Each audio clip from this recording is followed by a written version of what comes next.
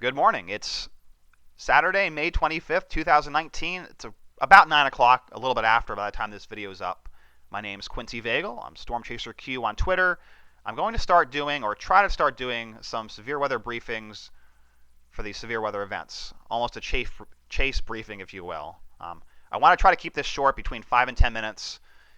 Two things to keep in mind. One, this information is time sensitive, so if you're watching this and it's after, let's say, 1 or 2 in the afternoon, the information may not be relevant and the computer forecast models may have been wrong. And then also, this is the first time I'm doing this, so I'm kind of getting a feel for what graphics I want to use. So it's not exactly where I want it to be yet, but it's getting there. It's just to kind of give you guys an idea of what I'm looking at, and then we'll look at SPC, we'll look at a few models, we'll look at a few surface maps. And because this is the first time doing it, and I don't have a lot of time. I'm going to be chasing today, so I'm going to keep this pretty short. I've already rambled. Let's dive right into it. So just for an overview, SPC has an enhanced risk focused on the southern high plains into northwestern Oklahoma and southern Kansas. That is the main threat area based on the SPC outlook. And we will come back to that.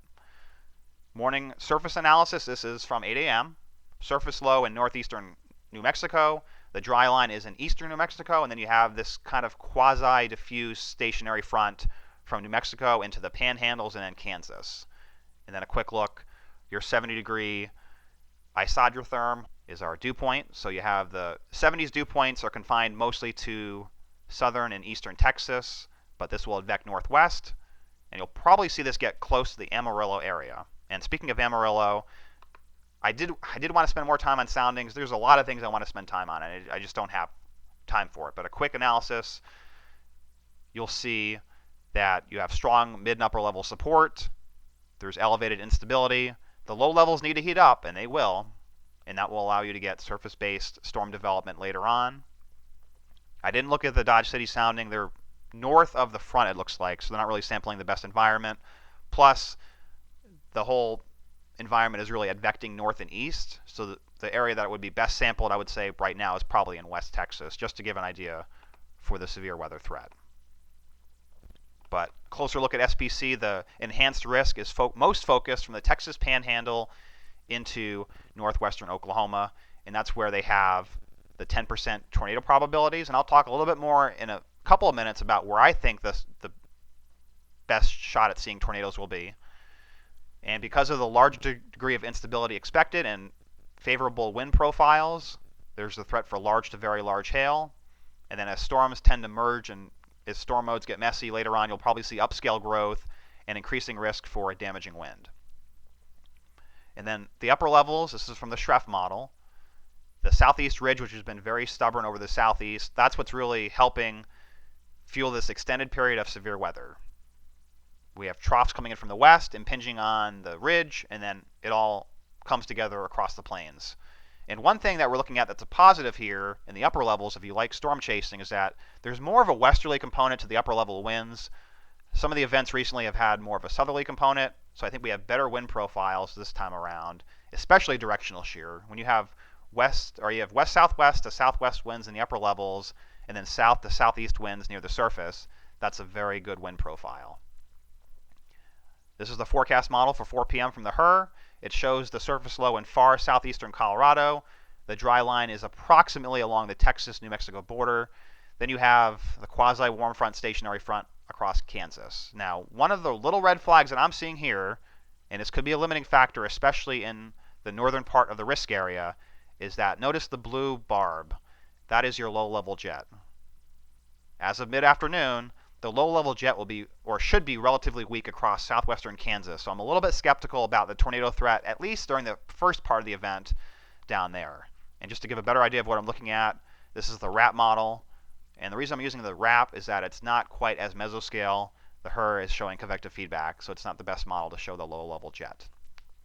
But RAP shows relatively weak low-level winds at 850 millibars at least through about mid-afternoon. The low-level jet does increase later in the day, but it's really most pronounced and most focused across West Texas into the panhandles. And I think that's probably where the most apparent tornado threat is. I wish I had more time for models, but I do want to blow through a few models real quick. So the HRRR, this is our forecast radar simulation. And I think for the most part, this gives a good idea of where storms will initiate. Discrete or at least semi-discrete storms coming up by early to mid-afternoon. And the other concern is that storms may fire so early, not always the best signal, because you could have storms trending toward more of a messy storm mode as the day goes on. You'll notice farther north into southwestern Kansas, it does show us a few supercells, but because of the positioning of the front and then the low-level jet, I think there'll be more of a hail threat up there. But you can't rule out tornadoes there. I think the tornado threat is most focused across Texas Panhandle and vicinity.